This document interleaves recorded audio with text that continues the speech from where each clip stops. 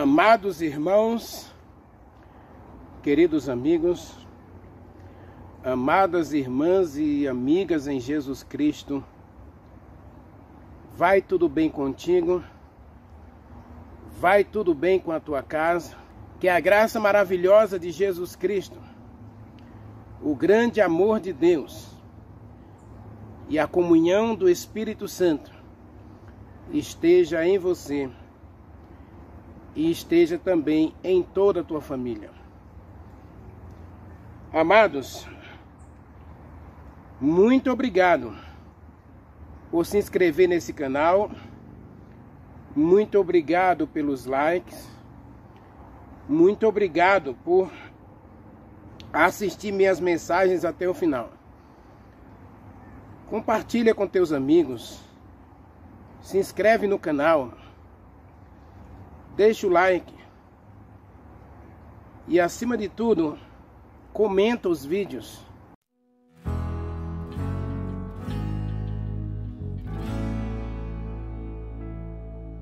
Amigo enviado por Deus, Consolador, Santo Espírito, ajudador, meu intercessor. Ele sabe orar o que não consigo. Seus gemidos intercedem por mim ao trono, no santíssimo lugar. Me leva, Espírito, conheces meu interior. Vem me moldar, me guiar para adorar ao Pai. Santo, és bem-vindo. Santo, Espírito de Deus, enviado para ser teu sustento, Consolador, libertador. Espírito Santo, vem me abraçar. Santo, Espírito de Deus, leva-me em tuas asas, me prepara para ser um adorador. Espírito Santo.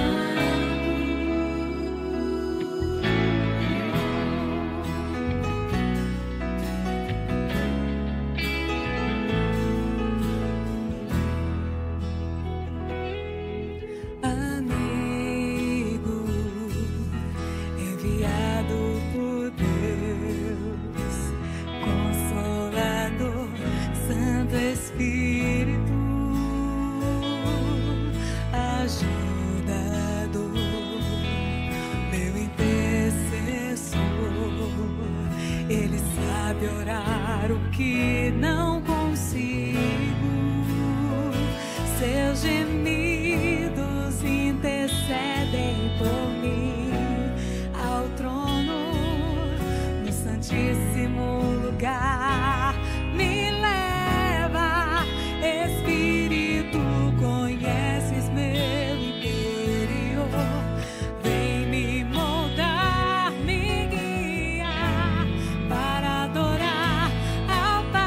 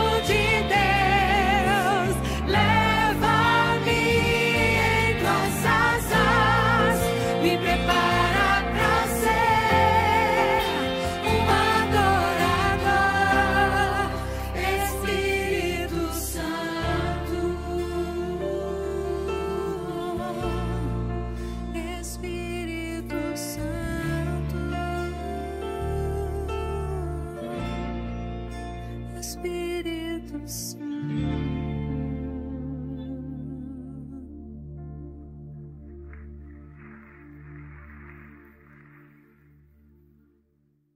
Vamos orar? Maravilhoso Deus, meu Pai, ou melhor, nosso Pai. Muito obrigado, Senhor, pelo privilégio de sermos teus filhos. Muito obrigado pelo cuidado, pela proteção, pela entrega de Jesus Cristo a todos nós como sacrifício perfeito para nos perdoar os pecados e nos dar a vida eterna. Muito obrigado, meu Deus, por tudo que o Senhor faz em nossa vida, por tudo que o Senhor faz por nós, por tudo que o Senhor também faz através de nós. E queremos, Pai, dia a dia estreitar o nosso relacionamento contigo. Queremos ter intimidade com o Senhor. Queremos conhecê-lo melhor. Queremos servi-lo melhor. Queremos andar nos teus caminhos, fazendo toda a tua vontade, obedecendo a toda a tua verdade. Guarda-nos do mal, cuide dos nossos familiares, cuide daqueles que estão enfermos, cuide daqueles que estão encarcerados, que a mão protetora e salvadora do nosso Deus se manifeste na vida de todos nós, nos trazendo alegria, felicidade e cura. Manifesta também, ó Deus, a tua bondade para aqueles que no dia a dia erram, mas infelizmente não reconhecem esses erros. Não tem disposição de abrir o coração para buscar o arrependimento do Espírito Santo. Perdoa-nos, Pai, quando tantas vezes falhamos contigo, erramos contigo, não fazemos a tua vontade de acordo com os teus planos e os teus propósitos para todos nós. Tenha misericórdia deste mundo tenebroso. Visita cada família que estão passando por problema, que está passando por problema e que precisa do auxílio do céu. Então derrama a tua bênção sobre essa família, meu Deus. Sobre esse jovem, sobre essa jovem, sobre esse menino, essa menina, sobre todos nós. Faz um milagre agora em cada um de nós, ao abrir o nosso coração para ouvir a tua voz. Nós te adoramos no poder do Espírito Santo e no nome santo de Jesus Cristo. Amém. Abra sua Bíblia em Filipenses capítulo 2, versículo 1. Está escrito aí, ó. Se há, pois, alguma exortação em Jesus Cristo, alguma consolação de amor, alguma comunhão do Espírito Santo, e se há entranhos afetos de misericórdia, versículo 2, completem a minha alegria, de modo que vocês pensem a mesma coisa e que vocês tenham o mesmo amor e que vocês sejam unidos de alma, tendo o mesmo sentimento. Esse texto de Paulo é um dos textos mais difíceis de a gente entender, porque Paulo está falando aqui da base principal do relacionamento com Deus. Veja que ele diz exortação, consolação, afeto, alegria.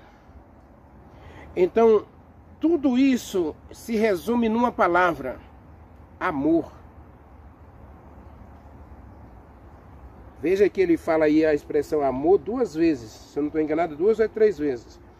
Vamos ler de novo o versículo. Se há, pois, alguma exortação em Jesus Cristo, alguma consolação de amor, alguma comunhão do Espírito Santo, se há entranhados afetos de misericórdia, completem a minha alegria, de modo que vocês pensem a mesma coisa, tenham o mesmo amor, sejam unidos de alma e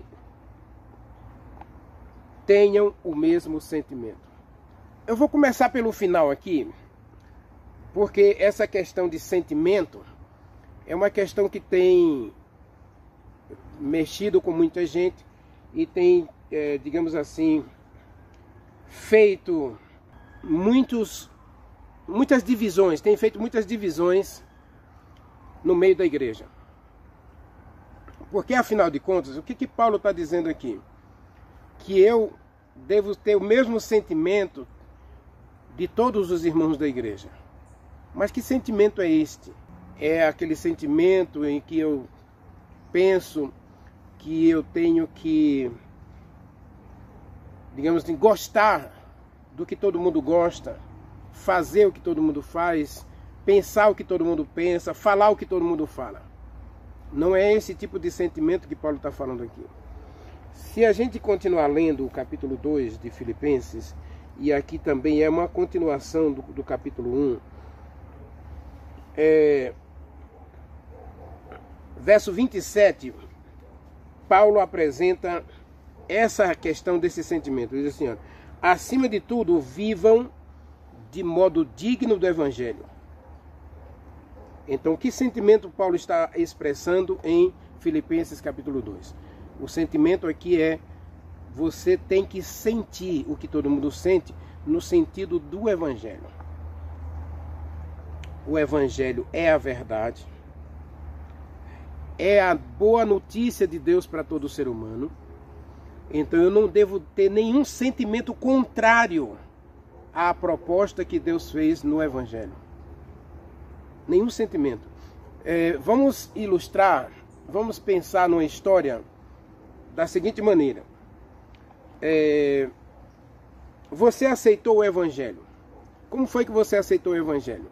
Alguém disse para você que Jesus Cristo morreu por você, que Jesus Cristo apagou todos os teus pecados, que Jesus Cristo te dá uma nova vida, uma nova oportunidade, uma folha em branco para você escrever uma nova história. Então, como é que você se sente neste momento, quando você recebe essa boa notícia? Aí, lógico que você vai se sentir feliz, alegre. Mas, dentro da igreja dos Filipenses, lá na cidade de Filipos, Paulo estava preocupado porque algumas pessoas estavam, digamos assim, distorcendo esses sentimentos. Ou seja, levando as pessoas a acreditarem em algumas mentiras que eram contrárias à pregação do Evangelho, contrárias à proposta que Deus fez. Então, quando Paulo diz que vocês devem ter o mesmo sentimento, aqui, por exemplo, no capítulo 2, versículos 4 e 5, ele volta a repetir essa questão do sentimento, né? Ele diz aí no verso 4, não tenha cada um em vista o que é propriamente seu, mas também o que é dos outros. Versículo 5, tendo o mesmo sentimento que houve em Jesus Cristo. Qual foi o sentimento que houve em Jesus Cristo? Veja o verso 6. Pois ele, subsistindo na forma de Deus, não teve por usurpação o ser igual a Deus, mas esvaziou-se a si mesmo, verso 7, e assumiu a forma de servo, tornando-se em semelhança de homens e reconhecida em figura humana. Então, o Evangelho, ele nos une numa bandeira, ou debaixo de uma bandeira, a bandeira da salvação. E debaixo da bandeira da salvação, da boa nova do Evangelho, não existe diferenças. Não existe partidarismo, não existem etnias, não existem culturas, não existem opiniões divergentes ou diferentes. Agora nós temos o mesmo sentimento que houve em Jesus Cristo. Jesus Cristo amou todas as pessoas. Jesus Cristo amou todas as pessoas, independente da cultura, da etnia, da raça, da cor. Então agora em Jesus Cristo nós somos um. Então eu não vou ter sentimento diferente para a Maria, que é uma pessoa de cor, né, que é negra, para o João, que é branco. Não vou ter um sentimento diferente para a Júlia, que é cabocla, para o José, que é índio. Então não vou ter sentimento diferente. Então, quando Paulo diz, vocês têm que ter o mesmo sentimento, é justamente com base no Evangelho. E no Evangelho de Jesus Cristo não há etnias, culturas, raças, cores, nada. Todos somos iguais. E ao sermos iguais, agora eu vou pensar bem do meu próximo. Eu vou cuidar do meu próximo, eu vou valorizar o meu próximo. Ou seja, eu vou ter um sentimento de afeto. Ele cita aí no versículo 1 e 2, né? Que ele fala de afeto, ele fala de amor, ele fala de misericórdia, ele fala aí de consolação. Então a vida cristã, e você deve perceber que a nossa série ela vem seguindo uma sequência justamente que a gente vai entrelaçando os temas para que no final você perceba a beleza da série toda, mais do Espírito Santo.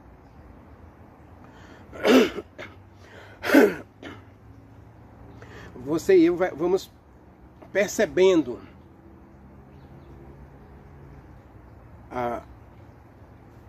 o entrelaçamento das mensagens para que ela tenha harmonia. E aqui Paulo está falando de um cristianismo que é visto na prática. A prática do cristianismo é muito mais importante do que a teoria.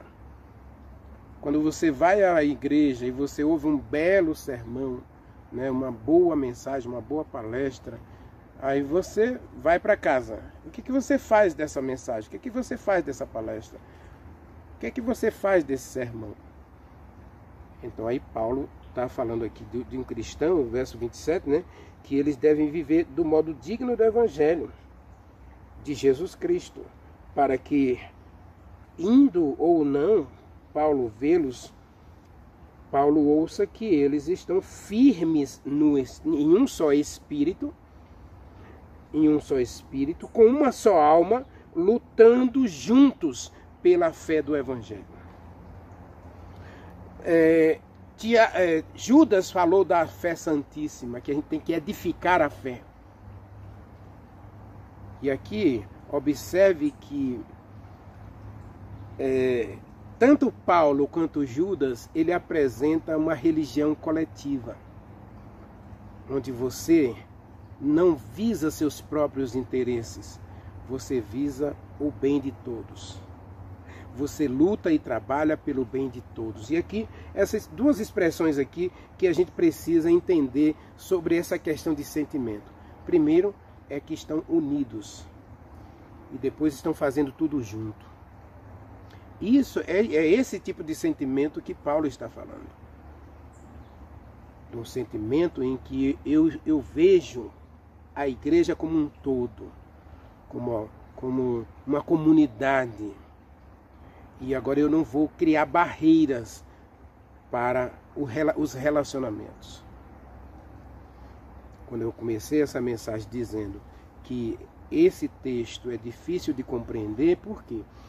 Porque, infelizmente, nós não gostamos da ideia de a gente se sentir ou agir de modo inferior aos outros. Mas o texto, ele está falando aqui justamente que você deve valorizar o outro acima de você. Aí a mesma coisa o outro vai fazer, valorizar você acima dele. Então todos ao mesmo tempo trabalham juntos, unidos, para que a igreja seja esse abrigo que as pessoas de fora não veem divisão, não veem brigas, não veem partidarismos, não veem... Paulo vai falar de partidarismos aí, no capítulo 2 mesmo, né? No capítulo 3 ele vai falar do partidarismo. Em Colossenses ele volta a repetir que havia muitos partidarismos lá entre os colossenses, havia muita divisão e discussões desnecessárias entre os tessalonicenses, entre os coríntios, entre os gálatas. Então, às vezes, a religião ela se torna muito enfadonha, porque a gente se prende demais no que Jesus Cristo tentou combater na vida dos discípulos. Quem é melhor? É esse sentimento que Paulo está combatendo aqui. Não existe melhor e nem pior na igreja. Existem filhos e filhas de Deus lutando contra o pecado, lutando pela fé do Evangelho, lutando juntos pela fé do Evangelho. Quando a gente luta juntos pela fé do Evangelho, pode ter certeza que aí Paulo vai dizer em Coríntios que não haveria irmãozinho fraquinho, não haveria entre os irmãos aqueles que precisassem, necessitados, porque todos estariam supridos em todas as suas áreas da vida. Cuidado, meus irmãos, porque o cristianismo é muito mais do que só uma religião, é muito mais do que um conjunto de doutrinas. O cristianismo é um relacionamento de Deus com o ser humano e do ser humano com Deus. E a gente vai chamar isso de religião. Não confunda religião com religiosidade. Religião é ligação com Deus, é relacionamento com Deus. Religiosidade, todo mundo é religioso. Bom, todo mundo é religioso. Até o ateu ele é religioso, porque ele tem que ler Bíblia, ele tem que ler outros livros, ele tem que ler várias teorias para combater o cristianismo, para combater a fé em Deus. Então ele é religioso. Religiosamente, ele pesquisa, ele pensa em Deus 24 horas, procurando uma maneira de destruir a ideia de Deus da sua vida, da vida de outras pessoas. Infelizmente, essa tem sido a realidade. Por quê? Porque o ser humano não consegue, pensar que dentro dele existe uma ideia de divindade. Existe uma ideia de divindade e muitas vezes a gente não quer aceitar isso, mas ela é latente. Leia comigo Eclesiastes 3:11 e verso 14, tá bem? Olha o que está escrito no versículo 11. Tudo fez Deus formoso a seu tempo. Também ele colocou a eternidade no coração do homem, sem que este possa descobrir as obras de Deus. E ele faz que Deus fez desde o princípio até o fim. Verso 14. Sei que tudo quanto Deus faz durará eternamente. Nada se lhe pode acrescentar, nada se lhe pode tirar. E isto faz Deus para que todos os homens temam diante dele. A palavra temor aqui não é medo, é para que todos os homens tenham um respeito especial por Deus, uma consideração especial por Deus, um carinho especial por Deus, um afeto pelo Deus que criou todas as coisas. É a mesma coisa, a mesma palavra que está no Salmo 2, versículo 12. Então a gente tem que ter cuidado, porque às vezes a gente pensa que eu não sou religioso. Claro que você é religioso. Você pode não ter uma religião. Por quê? Porque você ainda não entendeu que todo ser humano ele precisa aceitar que existe essa eternidade, esse desejo de ser imortal. Por que hoje muitos cientistas estão desenvolvendo programas para levar as pessoas para fora da Terra? Por que pessoas hoje estão pagando milhões e milhões de reais para construir cemitérios espaciais, para colocar seus mortos? Por quê? Porque elas querem que a ciência encontre em algum momento da evolução o remédio para a mortalidade. Porque não existe nenhum ser humano imortal. Ninguém vai para o céu quando morre, ninguém vai para o inferno, ninguém vai para purgatório, limbo, seja lá onde você achar que deve ir depois que morre. Não existe esse lugar. Todos vão para a sepultura. Ou vão para o potinho lá das cinzas. Mas todos vão, a Bíblia diz que todos são pó e ao pó voltarão. Eclesiastes capítulo 12, versículo 7. O homem é pó e ao pó ele vai voltar. Agora, um dia, Isaías capítulo 26, versículo 9, versículo 7 a 9, diz que esse pó vai ressuscitar.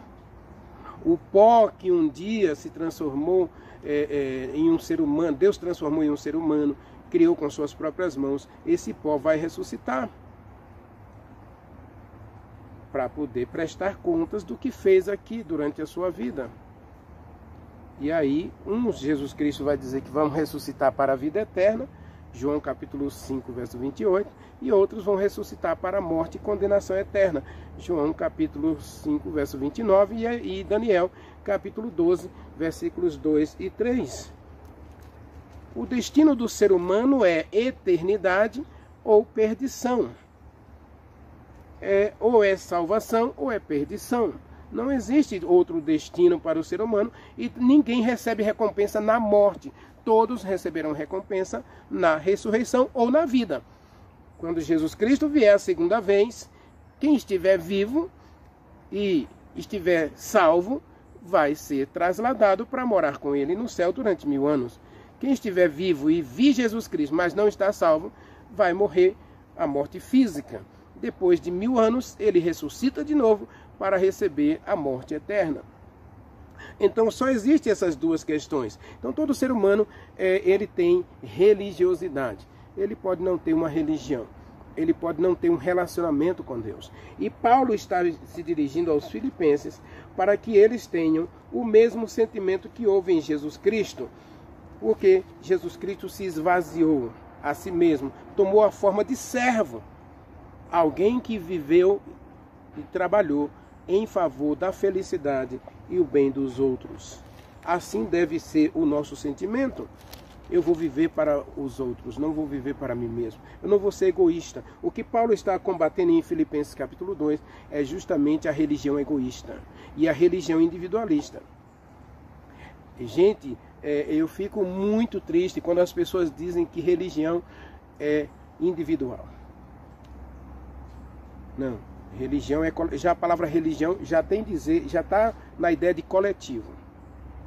Porque existe uma ligação entre mais de uma pessoa. E você, Deus, Jesus Cristo e o Espírito Santo. Você e seu irmão. Os 10 mandamentos, inclusive, ele já mostra justamente essa ideia de coletividade. Amarás o Senhor teu Deus de todo o teu coração, de toda a tua alma, de todo o teu entendimento, e amarás o teu próximo como a ti mesmo. E Filipenses capítulo 2 usa essa questão, essa base, o amor. É dentro da base que a gente vai desenvolver o relacionamento com Deus e com o nosso próximo. E aí a gente vai ter esses vários sentimentos aí, ó. Misericórdia, compaixão, ele fala aí de exortação, consolação, comunhão, misericórdia, afeto, alegria, amor, união e sentimento. Então veja que dentro desse aspecto é o amor. É o amor que nos move a ter esses sentimentos. Sentimento de compaixão, de amor, de afeto, de misericórdia, de perdão, de união. Onde você vai trabalhar junto uns pelos outros. Você não vai ver seu irmão sofrendo e vai dizer, não, tá tudo bem, eu vou orar por você. Essa oração não tem valor nenhum, porque a oração sem ação é ilusão. Tá bem? Agora, vamos entender um pouco mais esse texto aí. Porque o texto começa falando sobre exortação. E mais uma vez, eu quero conversar um pouquinho com você sobre isso aí. Essa palavra exortação aqui. Meu irmão, minha irmã, Deus não ilude você. Deus não me ilude. Deus não ilude a gente. No nosso relacionamento com Deus, no nosso crescimento espiritual, nós temos que entender de uma vez por todas que eu preciso, mais do que nunca eu preciso, entender que religião é relacionamento. Religião é relacionamento. E dentro do relacionamento, mesmo hoje, dentro do relacionamento conjugal, dentro do relacionamento de namoro, relacionamento de pai e filho, de filho com a sua mãe, relacionamento familiar, dentro dos relacionamentos familiares, nós temos as regras. Essa palavra exortação de Paulo aqui, ele fala, e inclusive, ele fala de uma exortação aqui em uma pessoa. Porque não adianta também eu dizer para você, olha, isso está errado. Você não pode fazer assim. Paulo diz que toda exortação né? Todo o aconselhamento, todo o sermão, ele tem que estar baseado, tem que estar centralizado na pessoa de Jesus Cristo. Já perceberam aí o texto? Leia de novo o texto. Ó. Se há alguma exortação em Jesus Cristo. Meus queridos, eu e você temos andado de modo, digamos assim, relapso, de modo negligente, e aí vem alguém e chega para mim e diz: Renivaldo, não é assim que se faz. Não é assim. Cuidado, porque isso vai trazer sérios problemas para você. E aí agora eu pego essa exortação. Lembra que eu perguntei há pouco? O que você faz do sermão? O que você faz da palestra? O que você faz do aconselhamento? O que você faz? Porque o relacionamento com Deus é isso. É você chegar na igreja e você perceber: Deus falou comigo. Quando a criança cantou, quando o jovem cantou, quando a irmã ou o irmão cantou, ou quando alguém fez uma oração, quando alguém fez um estudo de um texto com você na hora do estudo da lição, ou na hora da mensagem, na hora do testemunho dos dízimos, das ofertas, na hora dos textos da Bíblia, Deus vai falar com você em algum momento na igreja. Se você for à igreja e Deus não falar com você, é como se você não tivesse ido. Meu querido, toda vez que você for à igreja, pode ter certeza que Deus vai falar com você, a menos que você não queira ouvir. Quando você vai à igreja, pode ter certeza, Deus vai falar com você. Pode não falar através do sermão, pode não falar através da música. Ele vai falar de alguma forma. Às vezes até o testemunho de uma criança, às vezes até o bom dia de uma criança, às vezes até o bom dia de um irmão, um abraço de um irmão. Deus vai falar com você.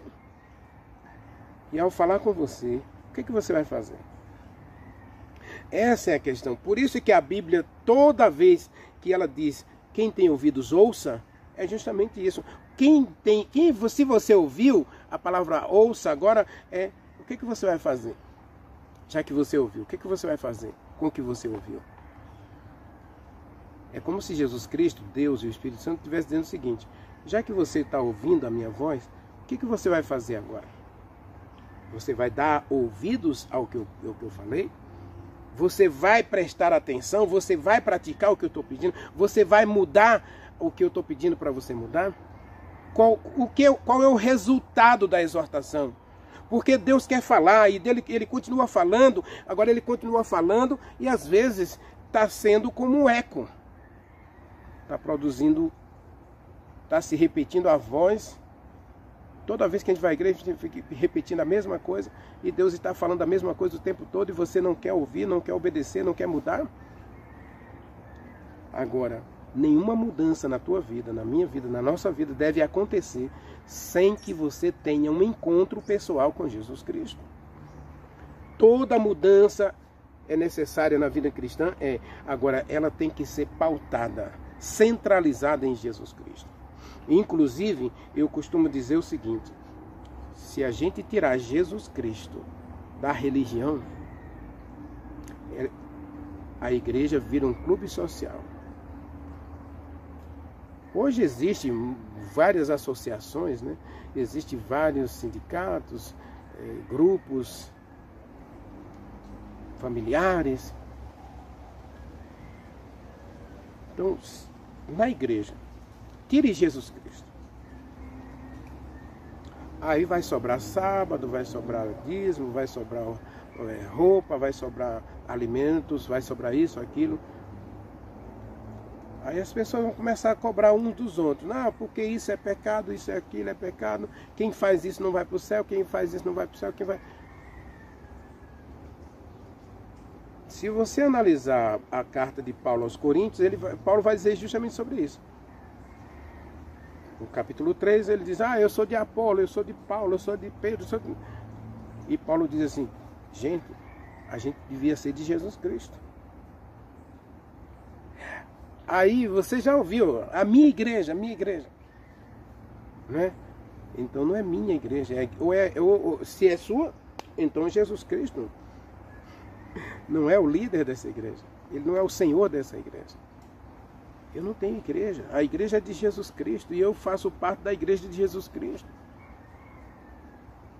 Agora, Jesus Cristo, ele não vai dirigir sua igreja sem normas, sem regras. Em Jesus Cristo eu vou aceitar a exortação, eu vou aceitar a consolação, eu vou aceitar os afetos de misericórdia, eu vou aceitar os sentimentos dos outros como superiores aos meus, eu vou aceitar o meu próximo, eu vou amar o outro. É Jesus Cristo, meu querido. Jesus Cristo tem que ser o centro da nossa religião. O nosso relacionamento com Deus e com o próximo. E com os mandamentos também. Jesus Cristo é tudo. Jesus Cristo foi quem falou, João capítulo 14, versículo 15. Se você me amar, você vai guardar os meus mandamentos. Jesus Cristo vai dizer em Mateus capítulo 10, aquele que não deixar tudo por mim, não é digno de mim. Mateus capítulo 16, verso 24, Jesus Cristo vai dizer, de que adianta você ganhar o mundo inteiro e você perder a sua alma?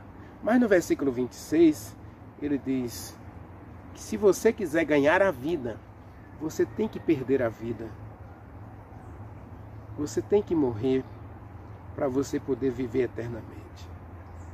E ele diz que você tem que segui-lo, que você tem que negar-se a si mesmo, que você tem que experimentar a cruz. Você tem que tomar a cruz. Agora, qualquer coisa que eu vou fazer precisa estar centralizado em Jesus Cristo. Eu vou fazer reforma de saúde. Está centralizado em Jesus Cristo? Eu vou fazer reforma do guarda-roupa. Está centralizado em Jesus Cristo? Eu vou fazer reforma do meu relacionamento com o computador, com o celular e com a televisão. Então, hoje chama-se jejum digital, né? O jejum da internet, jejum da TV, jejum, né? Então você vai fazer essas reformas na sua vida. Está centralizado em Jesus Cristo? É para melhorar o seu relacionamento com Jesus Cristo? É para desenvolver mais a sua fé? É para você edificar a sua fé santíssima em Jesus Cristo? Aí, vai em frente, faça. Porque se não tiver centralizado em Jesus Cristo, você pode até passar 1 ano, 2 anos sem usar tal coisa. Mas vai chegar um momento em que você vai estar cansado. E sabe por que você vai estar cansado? Porque você vai ver alguém do lado aqui, do seu lado, sentado no banco da igreja, usando pinturas, usando roupa curta, usando roupa colada no corpo, roupas sensuais, né? Você vai ver falta de pudor, e aí você vai observar, fulano faz isso, fulano faz aquilo, e a discussão é interminável, e aí pronto. Aí você esmurece e desiste daquilo que Deus queria de você, porque o seu relacionamento com Deus, esse sim, é individual. Deus vai trabalhar com a Maria do jeito que Ele pode tocar em Maria. Ele vai se relacionar com você do jeito que Ele pode tocar em você. E Ele não vai usar nem as mesmas palavras que Ele usa para tocar em Maria. Ele vai usar para tocar em você tudo diferente. Esse relacionamento é individual. E aliás, além de ser individual, ele é único. Deus jamais trabalha relacionamento coletivo. Deus trabalha relacionamento individual. Pessoal, eu já falei aqui da religião personalizada e pessoal, né? Nós temos que personalizar a nossa religião, nós temos que tornar a nossa religião muito pessoal. O seu andar com Deus é só seu. Deus diz o livro das Nações, Deus trata você como se só existisse você no universo. Não é só na Terra, não. É no universo. Deus conhece você e Ele trata você como se não existisse nenhum outro. Temos até uma música, né? Deus, que não há outro igual a você. Nenhum outro igual a você. Deus trata você como se não existisse nenhum outro. Tanto é que se Jesus Cristo tivesse que morrer só por você, Ele viria. Ele passaria as mesmas coisas que Ele passou só para salvar você. Porque você é especial. Você é único. E aos olhos de Deus, não há ninguém igual a você. Então pare de se comparar com os outros. Pare de se medir pelos outros e comece a buscar um relacionamento efetivo com Deus. Aceite a exortação, aceite a disciplina, aceite a correção que vem do Senhor. Aceite tudo em Jesus Cristo. Coloque-se aos pés de Jesus Cristo. Coloque-se ao pé da cruz e seja banhado pelo sacrifício de Jesus Cristo e mudado em um novo homem, uma nova mulher. Tudo tem que estar centralizado em Jesus Cristo. E aí, Jesus Cristo não deixa de fora, Paulo não deixa de fora também essa questão aqui, a importância do Espírito Santo na base desse relacionamento. Eu tenho que amar a Deus. Eu tenho que amar a Jesus Cristo. Eu tenho que amar o céu. Eu tenho que amar as coisas de Deus. Então Deus não me deixa só. Eu preciso ser mudado em outra pessoa. Eu tenho que ter sentimentos diferentes. Eu tenho que ter sentimentos puros, nobres, elevados, porque eu tenho agora a mente de Jesus Cristo. Então, eu estou vivendo em Jesus Cristo. Então agora, o que acontece? Você só pode desenvolver tudo isso através da comunhão com Deus. E Deus, Ele preferiu deixar o céu vazio, o universo desfalcado, e enviar o Espírito Santo para ficar perto da gente, para que a gente tenha forças e poder para desenvolver o relacionamento com Deus. Isso chama-se comunhão.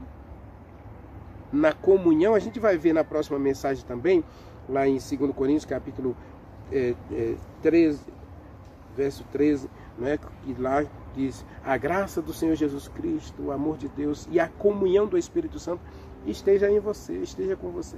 A gente vai analisar essas 3 frases lá de 2 Coríntios, capítulo 13 amanhã, mas preste atenção, meu querido, preste atenção, minha querida. Comunhão.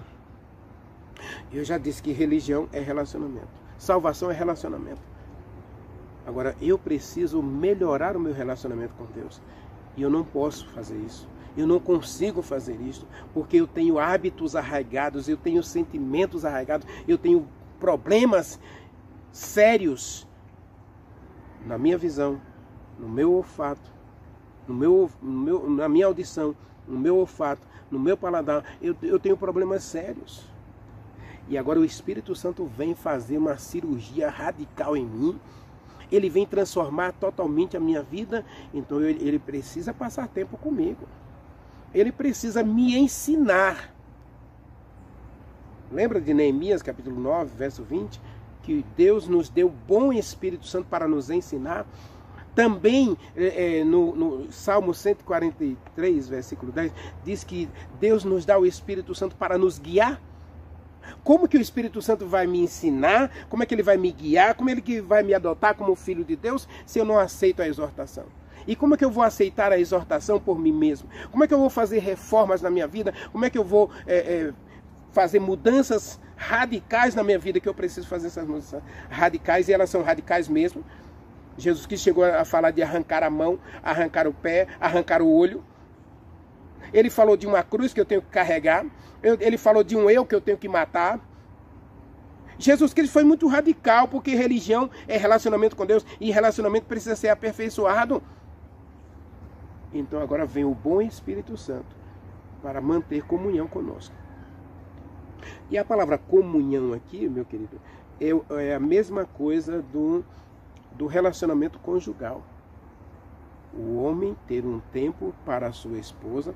Paulo fala isso em Coríntios, capítulo 7, né? Que o homem não deve negar à esposa o que lhe é devido, e nem a esposa negar ao seu esposo o que lhe é devido.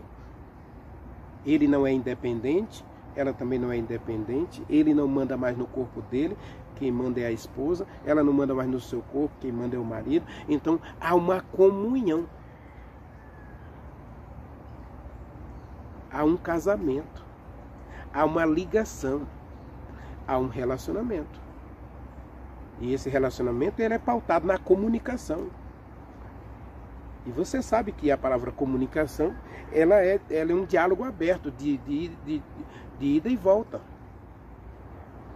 Assim, eu falo ao Espírito Santo Eu já falei aqui que a gente precisa ter orar no Espírito Santo, viver no Espírito Santo, andar no Espírito Santo. E agora Paulo está falando que eu preciso ter comunhão com o Espírito Santo. A palavra comunhão é que eu tenho que ter unidade. Eu tenho que estar unido ao Espírito Santo. Eu tenho que estar ouvindo o Espírito Santo. Eu tenho que estar seguindo o Espírito Santo. Eu tenho que ter um relacionamento diário com o Espírito Santo. Isso é comunhão. Você tem comunhão com o Espírito Santo? Todos esses sentimentos que Paulo alinha aqui em Filipenses capítulo 2, esse sentimento de eu amar o próximo, valorizar o próximo, pensar que o Evangelho me une aos outros debaixo da mesma bandeira, a bandeira da salvação, a bandeira da vida eterna.